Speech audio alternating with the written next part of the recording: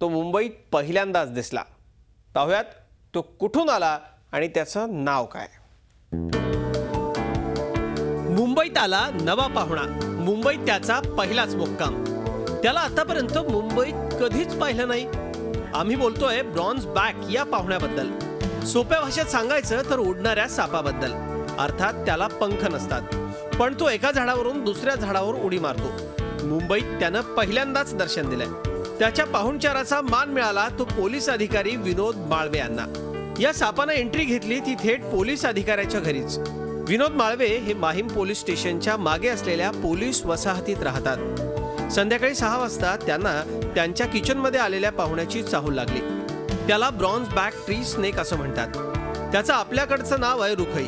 त्याचं आयुष्य अवघ्या 1.5 वर्षांचं। माळवेंकडे सापडलेला हा साप नर जातीचा आहे। एखाद्या सापाला पाहताच भीतीनं पाचावर धारण बसेल, पण माळवेंना त्याची सवय आहे, कारण त्यांच्याकडे याआधीही सापांनी मुक्काम ठोकलाय। त्यांच्याकडे साप येतात याचं कारणही मोठं मजेशीर आहे। आता ही दुसरी टाइम आहे आतमध्ये यायचा।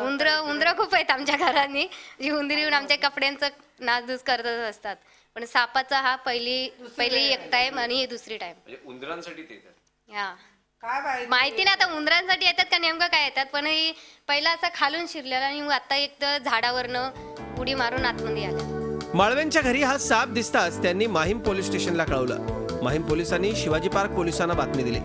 शिवाजी पार्क पोलीस स्टेशनमध्ये तयार असलेली सर्पमित्रांची टीम तातडीनं माहीमला घटनास्थळी पोहोचली आणि त्या सापाला ताब्यात घेतलं। विषारी तर नाही हा साप, हा तसा खूप शांत साप असतो।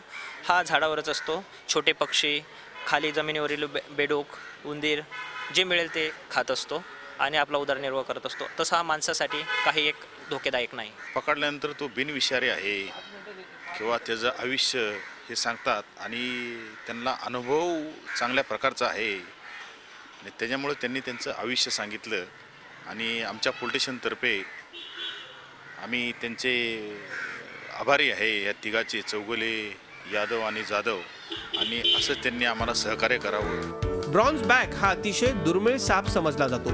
तो पूर्णपणे बिनविषारी आहे। तो झाडांवरच राहतो। मुंबईकरांना तरी त्याचं प्रत्यक्ष दर्शन पहिल्यांदाच घडलंय। आता हा पाहुणा कुठून आला आणि येताना एकटाच आलाय की आणखी कुणा मित्रांनाही घेऊन गेलाय याची चौकशी सुरू झाली आहे। दिनेश दुखंडे, झी मीडिया, मुंबई। दरम्यान 2 दिवसांपूर्वी जळगाव जिल्ह्यामधल्या चाळीसगाव जवळच्या पाटण्यादेवीच्या जंगलात हा उडणारा साप आढळून आला होता। वन्यजीव विभागानं जंगलात लावलेल्या ट्रॅप कॅमेऱ्यात या सापाची छवी टिपली गेली आहे। जमिनीपासून 3 ते 3.5 फुटांवरून एका झाडावरून दुसऱ्या झाडावर उडत जाणारा हा साप आढळून आला होता। रुखई जातीचा हा पूर्णपणे बिनविषारी साप आहे। पाटण्यादेवीचं जंगल हे अनेक वन्यजीवांकरता प्रसिद्ध आहे। त्यात आता या उडत्या सापामुळे पाटण्यादेवीच्या जंगलाबाबत वन्यप्रेमींचं कुतूहल आणखी वाढणार याची शंकाच नाही।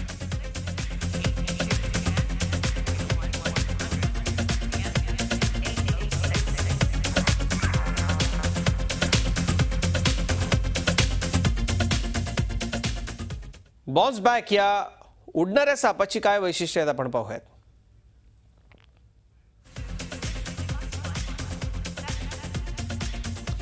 पूर्णपणे बिनविषारी असा हा उडणारा साप आहे। दिसायला अत्यंत सुंदर आणि सडपातळ हा बिनविषारी साप आहे।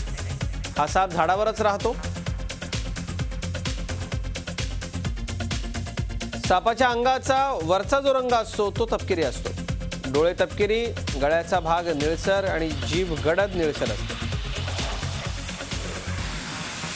हे साप समूहानं राहतात। एक मोठी मादी आणि तिच्याबरोबर 3 लहान नर असतात। या सापाची साधारणपणे उंची 3 ते 5 फूट इतकी असते। त्याच्या निमुळत्या शरीरावर मऊसर खवले असतात। हा साप झाडावरून दुसऱ्या झाडावरती 100 मीटर अंतरापर्यंत तरंगत जाऊ शकतो। त्याचं चपटं शरीर करून तो पॅराशूट प्रमाणे हवेत तरंगतो। झी 24 तास रहा एक पाऊल पुढे।